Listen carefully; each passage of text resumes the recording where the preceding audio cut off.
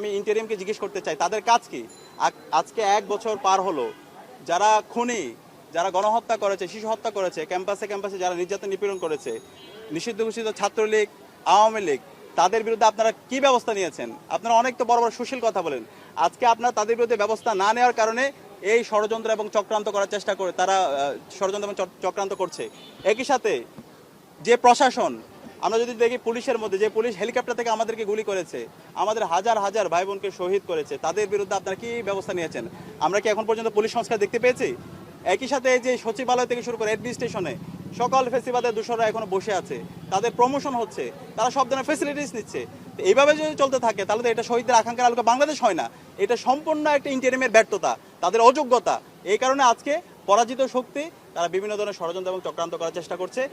আমরা যারা এই জুলাই বিপ্লবের যারা সহযোদ্ধারা ছিলাম, অনেকে না বুঝে তাদের পাতানো ফাঁদে পা দিয়ে ফেলছি।